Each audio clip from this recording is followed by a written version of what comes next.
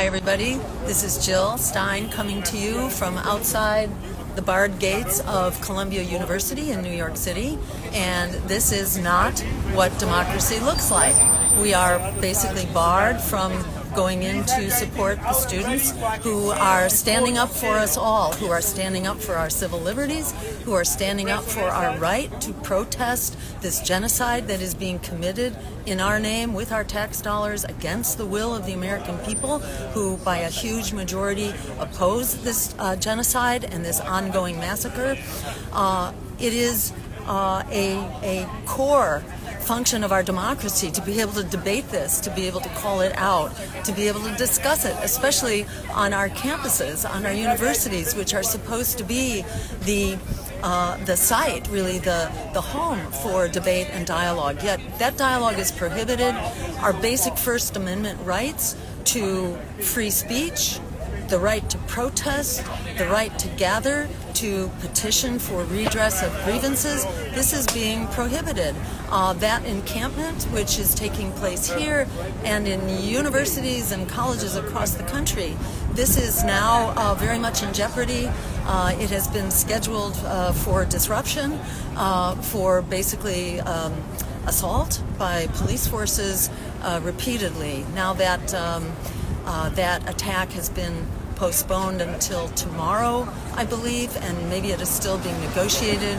But it is so striking. This is happening almost to the day, 64 years after the movement here at Columbia University, in protest of the Vietnam War and in protest of the support that the university was providing to the war contractors and the contracts that the university has. And that again is a demand of the students that the university step up to the plate and that it divest from the war industries and the war effort. This is very much what needs to happen, not just at Columbia University, not just at colleges and universities across the country, but this really needs to be national policy. This is in fact the decision of the International Court of Justice that this is a plausible genocide going on in front of our very eyes. That label, plausible genocide, is the most definitive label of genocide that can be determined prior to years of study after the fact. So the Court of Justice, as well as the Secretary of the UN, have basically said it is incumbent on all of us to basically stop this genocide from rolling forward.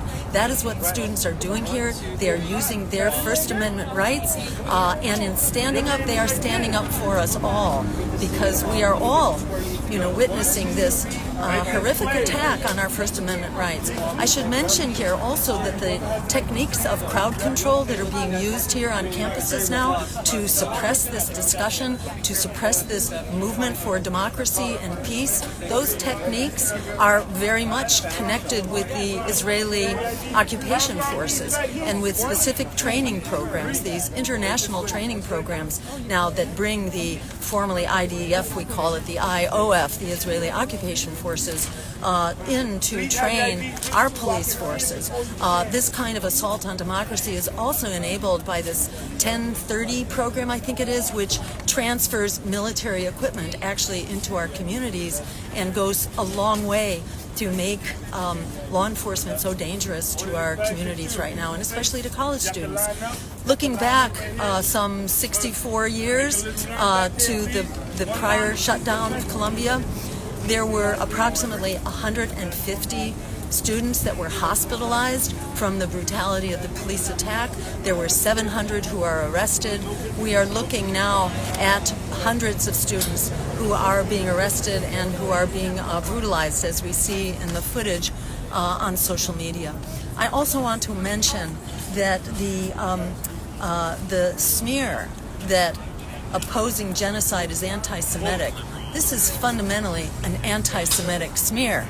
To suggest that genocide is okay with Judaism and that opposing Judaism is somehow anti-Semitic, to my mind, that is the most anti-Semitic thing that one could possibly say. And we're looking at the celebration actually on campus here 2 nights ago at Columbia, where there was a large public seder that was held in celebration of the Jewish holiday celebrating liberation, where people were making the point, we can't celebrate historic liberation of the Jews while the people of Palestine are subjected to the worst forms of abuse right now, in the form of genocide, in the form of starvation, in the form of denying food, water, shelter, under constant bombardment, told to flee from one place to another and then being attacked in that other place. It's just shocking.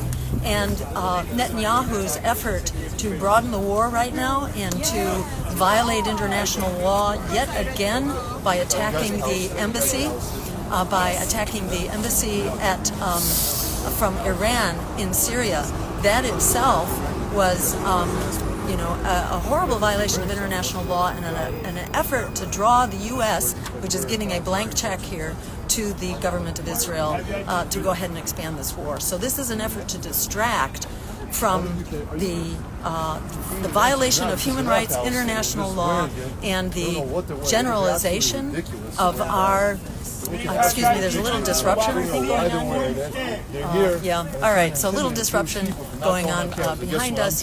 So, yeah, well, I'm Jewish too, and I'm here. It's a Jewish value. Nobody's asking you to be scared. Opposing genocide is a Jewish value. Opposing genocide is a core value. The Jewish people have homeland. Thank you, as a Jew, as a descendant of refugees. You do not represent. Myself. You are the minority. You're the 1%. Yeah, thank you.